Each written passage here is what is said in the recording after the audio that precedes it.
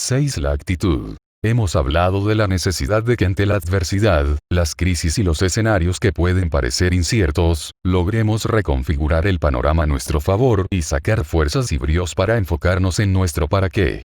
No hay mejores incentivos para descubrir de qué estamos hechos que los momentos en los que creemos que no hay salida, cuando estamos contra las cuerdas, en los que pareciera que no hay un mañana. En esos momentos difíciles debemos tener a la mano las motivaciones nivel 10, que son las que nos llevarán por el camino de la abundancia. Aprovechar los momentos difíciles, verlos con un prisma distinto e incluso convertirlos en un trampolín de saltos cuánticos, lo hemos llamado apalancarse, en el sentido de que utilizamos algo que parece ser un obstáculo, un temor, comentarios que nos quieren hundir, situaciones que parecen sin salida, y lo convertimos en el pilar que sostiene nuestra determinación de ser ricos. También hemos visto que son las urgencias monetarias, las situaciones extremas en las que aparentemente no contamos con dinero, las que nos tallan y exigen más de nosotros mismos. Solo así descubrimos nuestros talentos para la generación de nuevos ingresos. Más exactamente, ingresos pasivos que permitan pagar la calidad de vida que merecemos.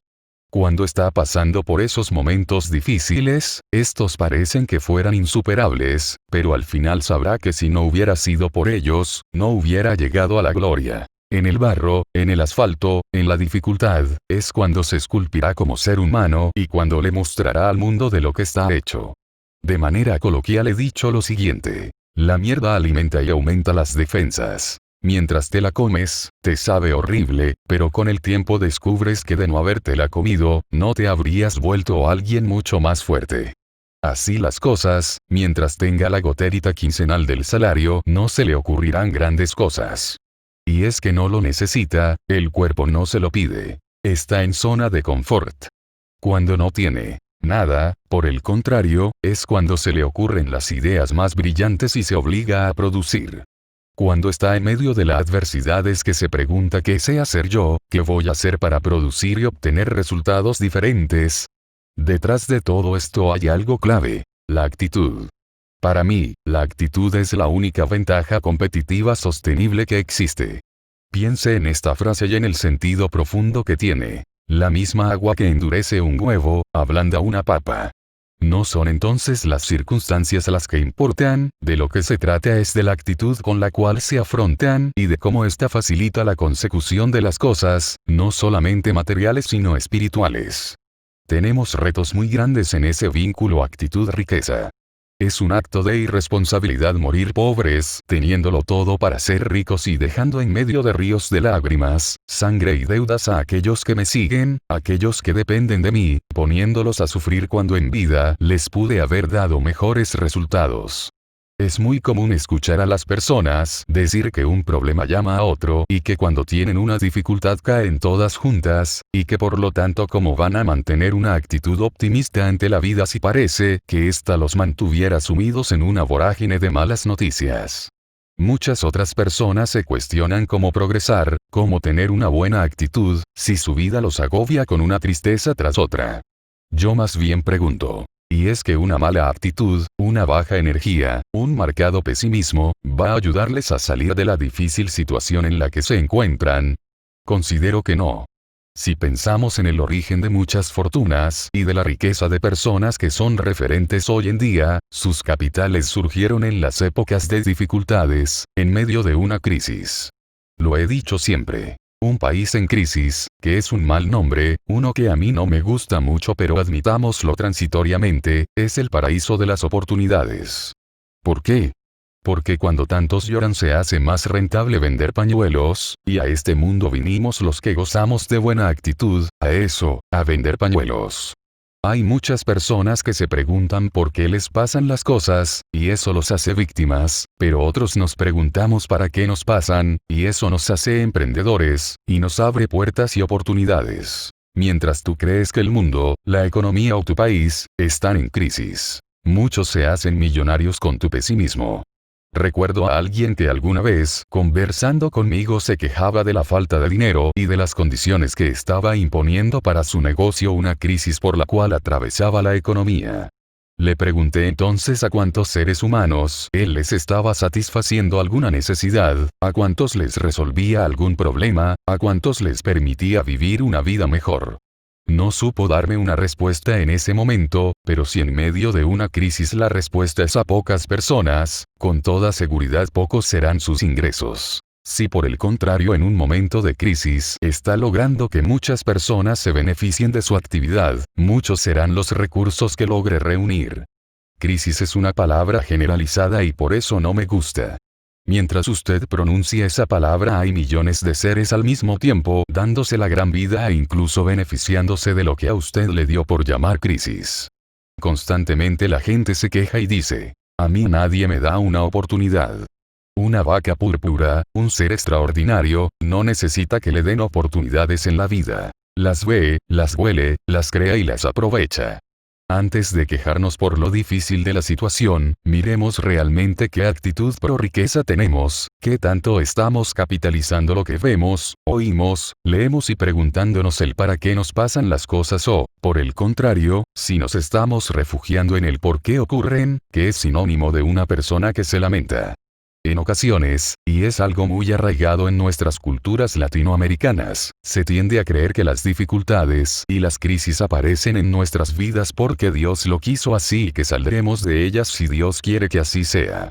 Y así como estas frases, hay otras que usamos cotidianamente que refuerzan esa creencia de que las cosas ocurren por una voluntad que es divina y totalmente ajena a nuestro control. Lo que yo pienso al respecto es que Dios quiere de nosotros ante todo determinación, Dios quiere actitud, Dios quiere que con todo lo que le ha dado, usted progrese y haga progresar a muchos más. Él no quiere tanto lamento, ni tanta resignación. Hay una frase que a mí me gusta muchísimo. Rece como si todo dependiera de Dios, pero trabaje como si todo dependiera de usted. Pienso que la actitud ahí también es determinante. No endosárselo todo a Dios o no decir que esto no funcionó porque Dios no lo quiso, no. ¿Dónde está su perseverancia? ¿Dónde está su actitud? ¿Dónde están su determinación y tenacidad? Recuerde, el universo le toma fotos, si lo ve muy determinado, le manda lo que se merece, califica con más merecimientos. Pero si simplemente está resignado y manda mensajes de derrota todo el tiempo, ¿qué le va a mandar el universo? Nada bueno. Se trata entonces de no dejar todo a la deriva y esperar a ver qué sucede. Ya lo decíamos antes, es libre quien toma las riendas de su vida. No el que reza y espera que las cosas cambien por sí mismas y como un milagro. Hay que ayudarse uno mismo y cambiar la mentalidad perezosa y conformista de quien se siente a ver cómo pasa el tiempo. Para mí la pregunta que más me puede ayudar, no solamente a desarrollar una mejor actitud, sino a progresar es: ¿qué motivación tengo en la vida? Las motivaciones ayudan químicamente para que la actitud mejore, las motivaciones eclipsan defectos, las motivaciones activan sueños, las motivaciones evitan suicidios. Tener una motivación nivel 10 es sinónimo de tener razones para mantener una buena actitud. Constantemente me autoproclamo como el rey del modo hervir. Tengo una energía tan alta, resultado de la manera en la que veo la vida, me alimento, medito y hago ejercicio, que dormir en ocasiones me parece una actividad necesaria, pero lamentable con tantas cosas que quiero y siento que debo hacer. No obstante, lo que más contribuye a ese modo hervir son los grandes objetivos y motivaciones que tengo para mi vida. Sin ellos, ya no hablaría de modo hervir, sino de modo nevera, estado caracterizado por una baja energía y alto nivel de pereza mental y física. La baja energía es una de las principales causas para la aparición de enfermedades.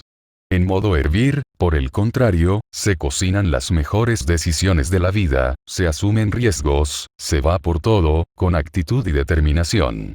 La ventaja de mantenerse en modo hervir, ambicioso y full de energía, es que el fuego exorciza las fieras, las espanta y te hace vencedor. Les voy a poner un ejemplo contundente. Hablaba con una señora de edad que me decía: Juan Diego, es que a mí el computador y los teléfonos inteligentes no me hablan, es decir, yo no nací en la época en que se inventaron como para entenderlos y utilizarlos bien.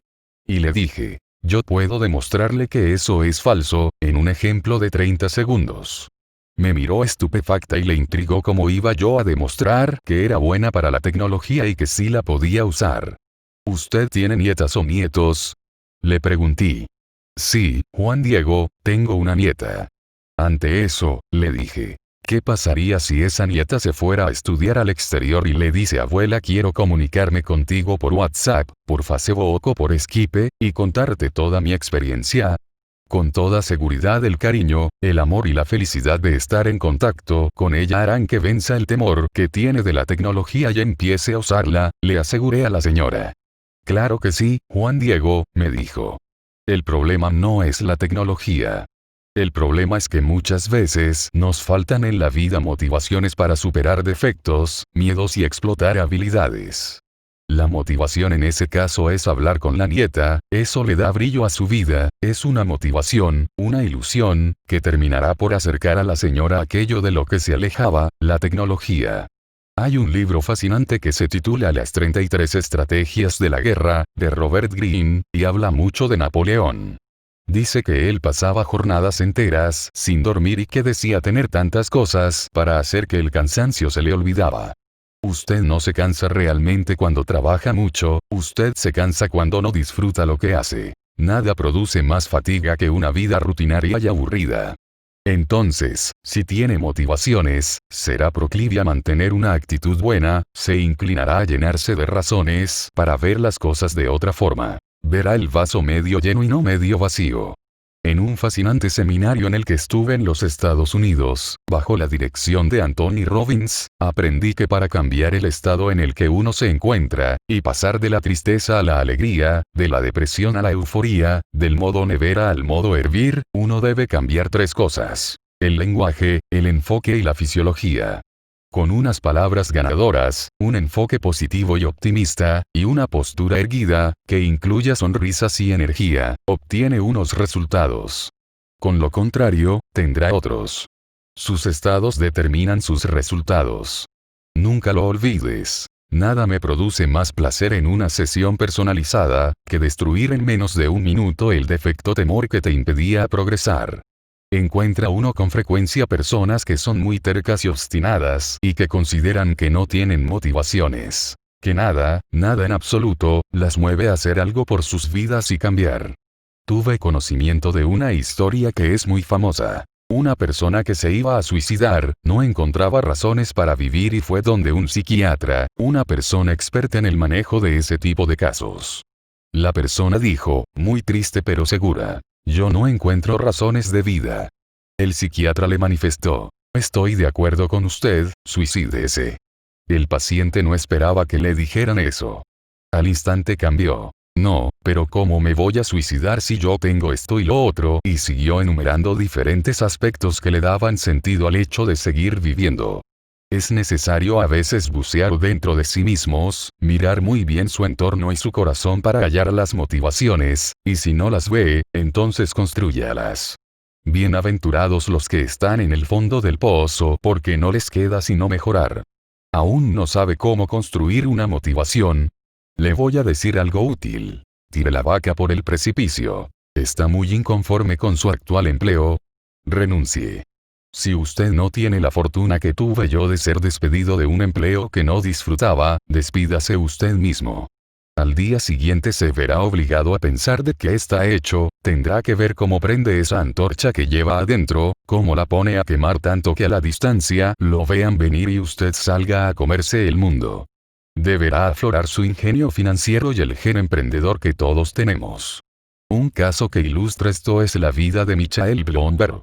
Fue despedido de una prestigiosa firma de Wall Street y montó literalmente un emporio a partir de Bloomberg, su empresa de servicios de información financiera. Una vez se le preguntó cómo había llegado a ese estado, a lo que respondió: me cansé de enviar hojas de vida para que me dieran trabajo. No lo obtuve, por lo que me tocó crear Bloomberg. Es decir, el despido fue para él una de las mejores cosas en su vida, tal y como me ocurrió a mí. Si usted no disfruta con lo que hace o le tiran la vaca por el precipicio, ser despedido es la oportunidad para encontrar su norte, saber de qué está hecho y responderse por fin a sí mismo a qué vino a este mundo. Veamos un segundo ejemplo sobre lo que es tener actitud en la vida. ¿Qué es lo que usualmente suele preguntar una persona cuando aspira a un empleo? ¿Cuánto me pagan? pues Warren Buffett llegó a decirle a Benjamin Graham: yo trabajo gratis para usted, empléeme gratis. A esto es lo que traduzco coloquialmente como chupar rueda. Déjeme estar a su lado para aprender. Inicialmente, Benjamin Graham, el padre del análisis financiero, no contrató a Warren Buffett porque estaba, según él, sobrevalorado para el cargo al que aspiraba. Pero luego trabajaron juntos y Warren Buffett siempre consideró a Benjamin Graham como su mentor, su tutor en materia financiera. ¿No te parece riesgoso, Juan Diego, que renuncie a mi trabajo si con el salario pago mis deudas? Me parece más riesgoso que no seas feliz. Son dos ejemplos tradicionales de lo que es la actitud. Dos ejemplos que nos dejan lecciones. Primera. No llorar, no deprimirse porque se quedó sin empleo o si decidió abandonar el que tiene porque no coincide para nada con su para qué. Y, segunda. No siempre emplearse en función de lo que le van a pagar, sino en función de qué tanto va a aprender allí. Puede que paguen muy poquito que no paguen nada, pero lo que aprenda le va a permitir apalancarse, mejorar, nutrir sus conocimientos para después ni siquiera preocuparse por un salario, como en su momento le pasó a Warren Buffett. Todavía recuerdo como si fuera ayer lo poco que me pagaron en dinero siendo profesor universitario, y luego de ser despedido de un empleo que no disfrutaba. No me importó. Sabía que hacer algo que me gustaba, como investigar y enseñar, sumado a tener más tiempo libre para escribir, terminarían dando frutos. Así fue. Hoy, otros que ganaron más que yo en mi época universitaria, pero haciendo algo que no les apasionaba y sin tiempo libre para nada, ni para su familia, hoy ganan mucho menos que yo, y cuando uno les pregunta por su para qué o propósito de vida, solo se limitan a guardar silencio o a preguntar qué es eso. Va siendo más claro en este punto porque la actitud es la única ventaja competitiva sostenible que existe. La gente dice que es el conocimiento, no es cierto.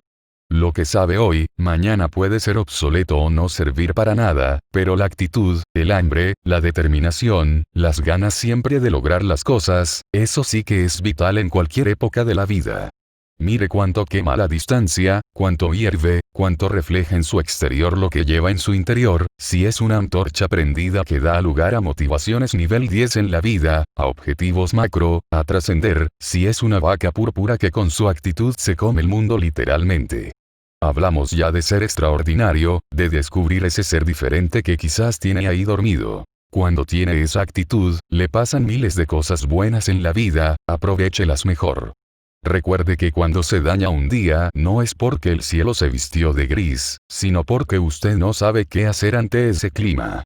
Cuando el universo te ve a la altura de lo que deseas, en mentalidad, conocimiento y actitud, te toma la foto, y concluye. Se le otorga. Los hábitos son muy importantes en todo esto. Tener una buena actitud siempre tiene que ver con no ser inconsecuente.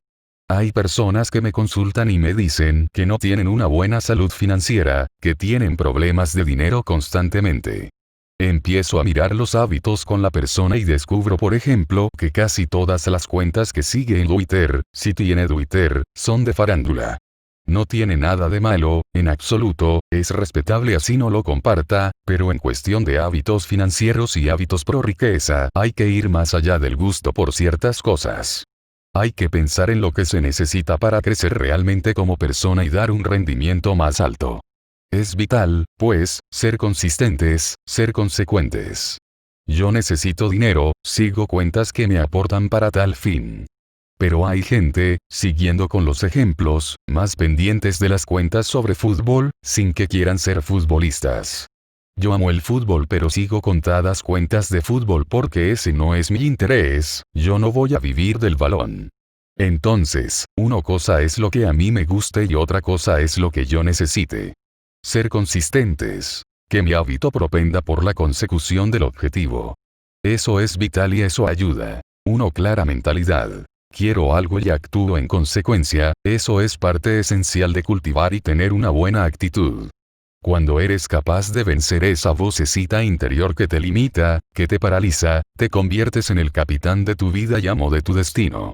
En el capítulo 2 hablé de Matilde, de esa voz interior que hay que combatir y silenciar porque siempre nos está torpedeando nuestros proyectos y sueños.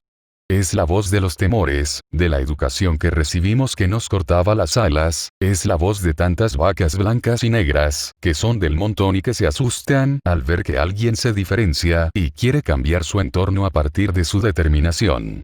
Matilde, o como quiera llamarla en su vida, está ahí y debemos desterrarla. Lograr eso es también cuestión de actitud.